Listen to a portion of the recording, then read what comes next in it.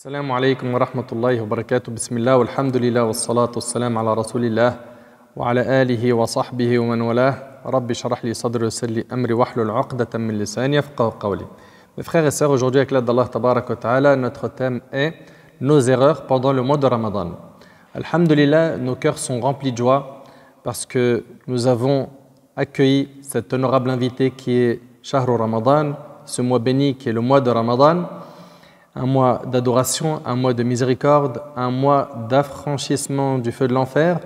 Il s'agit du mois du Coran, il s'agit d'un mois dans lequel nous faisons des efforts, nous faisons plus d'adoration et nous demandons à Allah subhanahu wa ta'ala de nous pardonner. Mes frères et sœurs, hélas, il y a beaucoup de gens qui pendant ce mois font beaucoup d'erreurs. Et nous allons, Inch'Allah, mettre le doigt sur ces erreurs afin que pendant ce mois, on ne soit pas dans l'insouciance et qu'on fasse très attention à bien profiter de ce mois. Alors la première des erreurs que les gens font pendant ce mois, c'est qu'ils ne l'apprécient pas à sa juste valeur. C'est-à-dire qu'il y a des gens parmi les musulmans qui vont considérer ce mois comme n'importe quel mois. Et ça, c'est une très grande erreur. Il faut impérativement que dans ton cœur, tu comprennes que c'est une occasion en or qui nous est présentée, celle d'être vivant pendant le mois de Ramadan. Le prophète sallallahu alayhi wa sallam, dans le hadith rapporté par Bukhari et Muslim selon Abu Huraira radiyallahu anhu, il a dit: quand arrive le mois du Ramadan, les portes du paradis sont ouvertes, les portes de l'enfer sont fermées et les démons sont mis au fer. C'est-à-dire quoi? C'est-à-dire que les rebelles parmi les démons sont enchaînés. Et pendant ce mois, il y a une nuit qui vaut mieux que 1000 mois. C'est Laylatul Qadr. Allah Ta'ala nous dit: Laylatul Qadri khayrun min alfi shahr. La nuit du destin vaut mieux que 1000 mois. Elle vaut mieux que 1000 mois d'adoration. Et donc, tous ces arguments doivent nous motiver à faire beaucoup d'efforts dans les adorations. Pourquoi? Pour être quelqu'un de meilleur, pour obtenir le pardon d'Allah Tabarak wa Ta'ala. Également, il y a une parmi les erreurs qui est commise chez certains, c'est le fait de ne pas être à l'aise pendant ce mois, le fait de sentir de la gêne parce qu'on jeûne le mois de Ramadan. Certains, malheureusement, pendant ce mois, ils se sentent bridés, ils se sentent mal, voire étouffés. Pourquoi? Parce qu'il ne peut plus toucher à la cigarette, parce qu'il ne peut plus appeler sa copine et faire du haram comme il avait l'habitude de le faire. Beaucoup de gens, malheureusement, se sentent mal pendant le mois de Ramadan parce qu'ils ne peuvent plus faire tel et tel péché.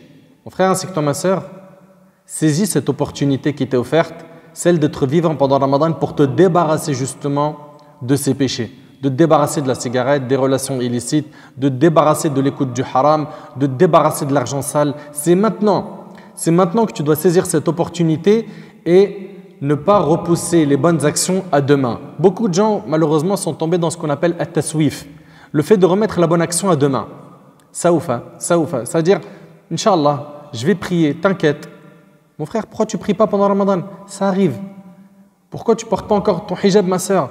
Inch'Allah, t'inquiète pas. Je laisse projet, mais pas maintenant. Ne repousse jamais une bonne action que tu peux faire aujourd'hui. Car aujourd'hui t'appartient. Demain, tu n'es pas sûr d'être vivant. Parmi les erreurs commises pendant Ramadan, la paresse, le fait de dormir toute la journée. On a des gens qui vont dormir toute la journée pendant Ramadan. Ils vont par ce sommeil éliminer Salat al-Dhuhr. Certains même vont dormir jusqu'au Maghrib. C'est-à-dire que toute la nuit, il est réveillé, et on parlera après des erreurs commises la nuit, et la journée, c'est dormir. Elles sont où tes prières? Je ne suis pas en train de dire que ton jeûne n'est pas valide parce que tu ne pries pas. On a déjà abordé ce sujet d'ailleurs. Celui qui ne prie pas et qui jeûne, son jeûne, on espère, Inch'Allah, qu'il soit accepté par Allah subhanahu wa ta'ala. En tout cas, il est valide, ça veut dire qu'il est compté pour lui. D'accord? Mais ça ne veut pas dire par là qu'il nous est demandé que de jeûner. Vous savez très bien qu'on a 5 piliers dans notre religion. Il faut impérativement les mettre en pratique. Impérativement. Et puis la prière, normalement, à partir de l'âge de 10 ans, tu fais la salat, comme ça nous a été enseigné dans les textes de la sunna. Donc, celui ou celle qui dort toute la journée, c'est quoi ce type de jeûne-là? C'est quoi ce jeûne en fait? Qu'est-ce que tu fais exactement pour te rapprocher d'Allah? Tu dors seulement, c'est ça? Allah subhanahu wa ta'ala, je vous le rappelle, il nous a dit « La'allakum tattaqoun ». C'est ça qu'il faut retenir. C'est que le jeûne, il nous a été prescrit. Pourquoi? Pour qu'on atteigne la piété. La piété, c'est quoi? C'est de se détacher du haram et faire ce qui est obligatoire. Parmi les erreurs commises, il y a le fait de veiller la nuit longtemps sans raison valable. Si seulement il ou elle veillait pour lire le Coran, tant mieux d'ailleurs. D'ailleurs, dans un hadith, as-siyam wal-Qur'an, ils vont intercéder en la faveur de leur auteur. Le jeûne et le Coran intercéderont. D'ailleurs, le Coran dira « Je l'ai empêché de dormir la nuit ». C'est-à-dire qu'il a tellement lu le Coran la nuit qu'il n'a pas dormi. Mais aujourd'hui, non. Les gens veillent la nuit pas pour lire le Coran, pas pour prier des prières nocturnes, des prières de nuit. Non. Mais pourquoi? Pour papoter entre potes en bas d'un immeuble, en fumant, malheureusement, de la drogue, en dérangeant le voisinage, en transformant le hall en une salle pleine de fumée, en nuisant au voisinage, que des choses qui sont interdites en islam. Soit ils sont entre potes en train de faire ça, soit il est au téléphone en train de papoter dans le haram avec une personne du sexe opposé, soit ils sont en train de surfer sur les réseaux sociaux et de tuer leur temps et d'accumuler des péchés. Tout ça, mes frères ainsi que vous, mes sœurs, est interdit. Les soirées où vous êtes en train de fumer, où vous êtes en train de vous droguer, les soirées où vous passez vos nuits à draguer au téléphone, les soirées où vous êtes en train de passer votre temps dans des cafés. Wallahi, je me rappelle, les années précédentes, on sortait de la mosquée après Tarawih et je voyais les cafés remplis, blindés. C'est une catastrophe de voir autant de gens dans les cafés alors que normalement vous êtes censé faire quoi? Prier, lire le Coran, demander pardon à Allah subhanahu wa ta'ala, vous rapprocher d'Allah. D'autres sont devant la télé, les chaînes télévisées. D'autres, pendant Ramadan, leur kiff, c'est les caméras cachées et les feuilletons. Et d'ailleurs, il y a des caméras cachées qui sont faites que pour Ramadan. Pourquoi? Pour amuser les gens.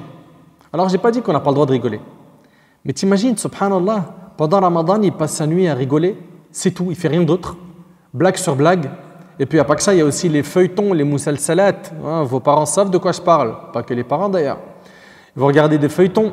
Parce que ces feuilletons-là, ils sont inédits. Ils viennent que pendant Ramadan. On regarde donc la télé avec tout ce que ça contient comme obscénité, comme exhibition, comme paroles obscènes, comme insultes, gros mots. C'est-à-dire dans la journée on jeûne, on obéit à Allah et la nuit, on perd toutes les récompenses qu'on a gagnées. Vous trouvez ça logique franchement? C'est pas normal. C'est pas normal de passer son mois de Ramadan devant la télé, devant son smartphone, devant son ordinateur. On n'a pas de temps à perdre. Il se peut que ce soit le dernier mois que tu jeûnes de ta vie. Combien de nos proches, de nos amis étaient avec nous l'année dernière et cette année ils sont sous terre? Combien? Parmi les erreurs pendant le mois de Ramadan, il y a le fait de trop manger. Au lieu d'être le mois du jeûne, des prières nocturnes, des bonnes œuvres, non. On va certes jeûner dans la journée et la nuit, on va tellement manger jusqu'à ne plus bouger. Jusqu'à même certains, ils n'arrivent plus à respirer. Il est KO, allongé, tu lui dis lève-toi, fais la prière. Il dit voilà, j'arrive pas. Et il transpire, il sue. Pourquoi? Il a mis la montagne de Uhud dans son ventre. Mais subhanallah, c'est pas ça la sunna. Dans un hadith rapporté par l'imam al-Tirmidhi, le prophète sallallahu alayhi wa sallam a dit jamais le fils d'Adam n'a rempli de récipients pire que son ventre. Il suffisait pourtant au fils d'Adam de quelques bouchées pour subvenir à ses besoins. Et même s'il lui en fallait absolument davantage, qu'il réserve donc un tiers de son estomac, pourquoi? Pour la nourriture, un autre tiers pour la boisson et un tiers à sa respiration. Ahna, on a 15 tiers de viande. 15 tiers de viande. On n'arrive plus à bouger, je vous dis. Tu lui dis va prier Tarawih ou dès qu'il va prier derrière un imam, ou s'il prie chez lui, il n'arrive pas. Il n'arrive pas à assumer 2 rak'at. Il dit wallah, je ne sais pas ce qui se passe aujourd'hui, je me sens pas bien. Regarde tout ce que tu as mangé, mon frère. Ou toi, ma sœur. Parmi les erreurs commises pendant le mois de Ramadan, on a le fait de délaisser, le fait d'ordonner le bien et interdire le mal, le fait de conseiller les musulmans. Certains voient devant eux des erreurs, des actes blâmables et ressentent absolument rien. On se doit d'interdire le blâmable et d'ordonner le bien. Mais si on pense au fond de notre cœur que personne ne nous écoutera, si vous pensez tous comme ça, personne ne fera la da'wah. Fais la da'wah, mais avec sagesse. Et rappelle-toi, quand Allah tabarak wa ta'ala, il a dit à Moussa alayhi salam, concernant Pharaon, فَقُولَا لَهُ قَوْلًا لَيِّنًا. Parlez-lui gentiment. Donc parle gentiment avec les gens, mets la forme et ne délaisse pas la da'wah. Surtout quand vous rentrez chez vous et que vous voyez des jeunes autour de l'immeuble qui sont en train de faire des péchés.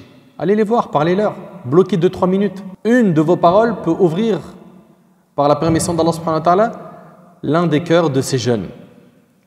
Ou les membres de votre famille dans le cas où c'est eux qui sont loin d'Allah. Et n'oubliez pas que le prophète il a dit « Ad-dinu an-nasiha » la religion, c'est le bon conseil. Et c'est rapporté par l'imam muslim. Parmi les erreurs de certains pendant Ramadan, on a le fait que pendant ce mois, il y en a beaucoup qui vont mendier alors qu'ils ne sont pas dans le besoin. Certains même, ils vont jouer avec les sentiments des gens et ils savent que pendant ce mois-là, les gens sont généreux et ils vont utiliser des ruses pour mendier. Ils accumulent des péchés, qu'ils craignent Allah subhanahu wa ta'ala. Le prophète nous a enseigné que la main qui donne est meilleure que la main qui reçoit. Apprends à ne pas tendre ta main. Garde ta fierté.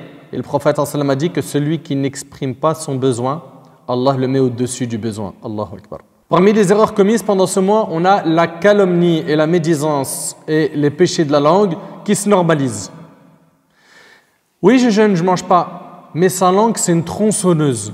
Toute la journée, il est en train de salir l'honneur d'un tel, parler sur le dos d'un tel, lancer des rumeurs sur un tel, mentir sur un tel, calomnier un tel.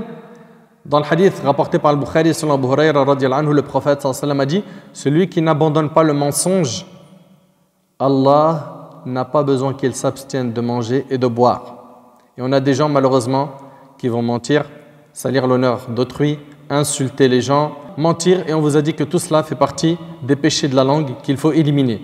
Parmi les péchés qu'on a pendant Ramadan et les erreurs commises pendant Ramadan, on a le fait que certains, ils vont écouter de la musique à fond.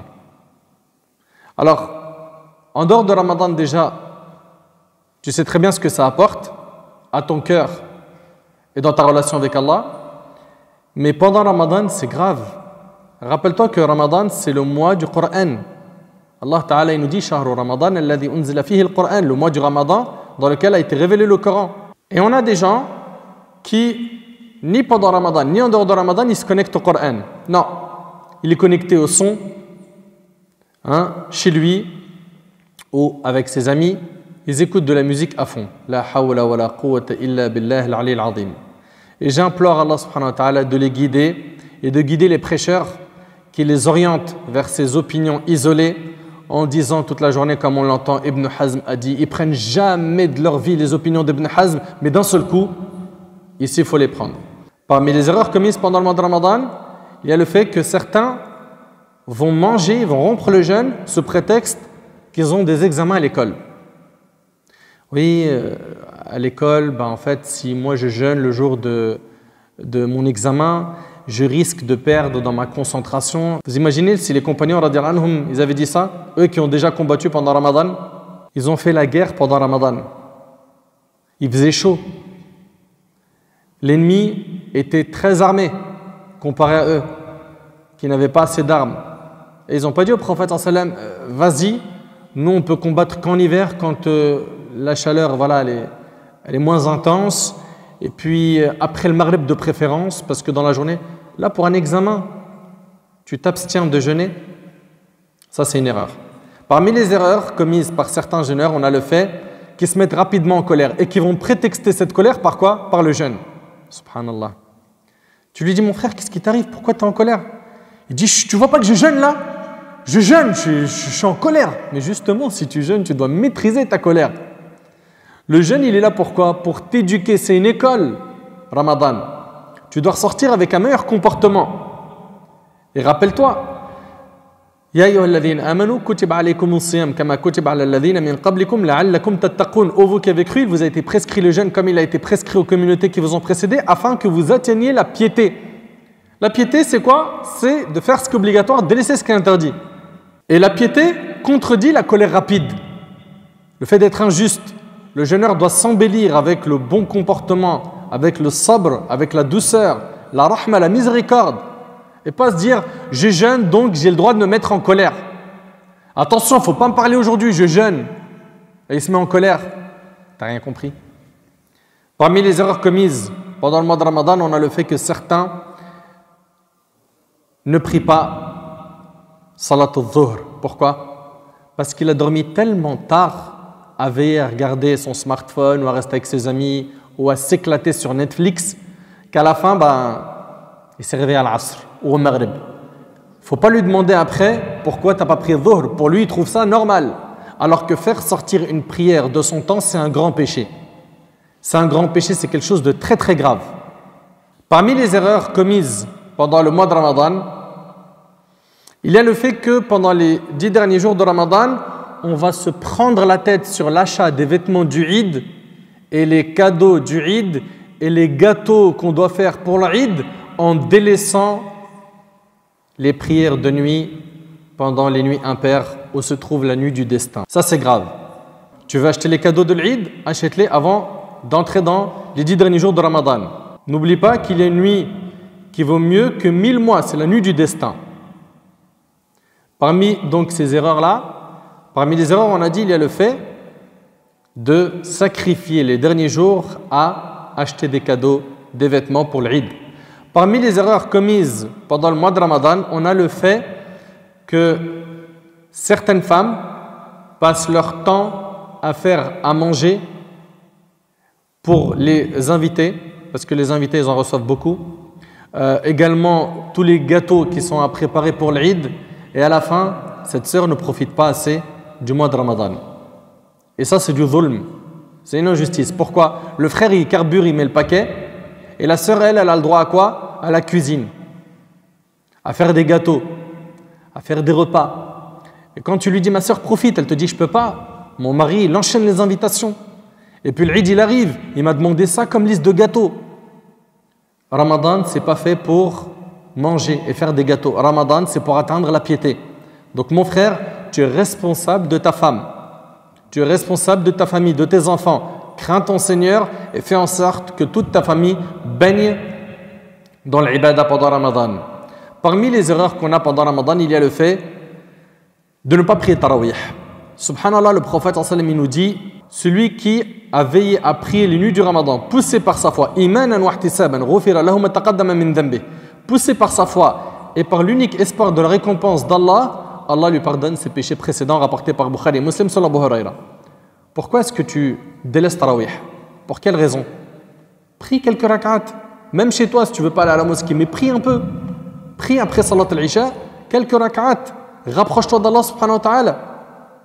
Et parmi les erreurs qu'on a également pendant le mois de Ramadan, il y a le fait que certains vont mettre le paquet au début du mois et à la fin du mois, c'est relâchement. C'est-à-dire au début du mois, la première semaine, tout le monde est opérationnel. Lecture de Coran, concurrence, dhikr, salat, etc.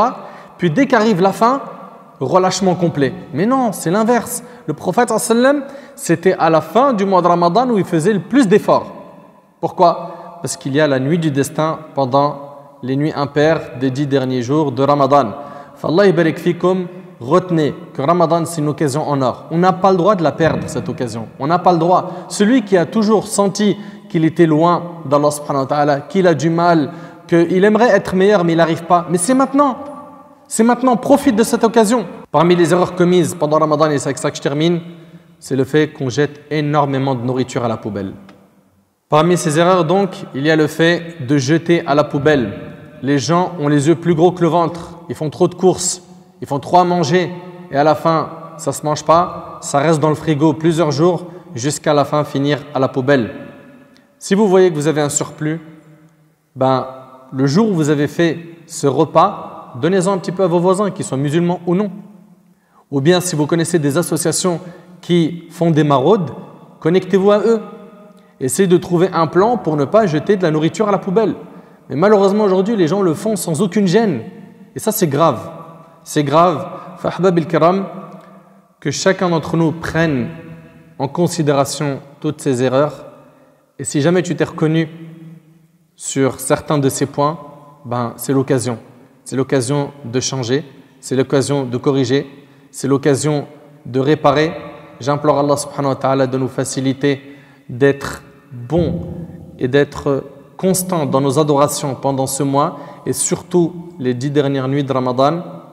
d'y mettre le paquet car il s'y trouve une nuit qui vaut mieux que 1000 mois. أسأل الله سبحانه وتعالى أن ينفعني بما قلت وأن ينفعكم بما سمعتم.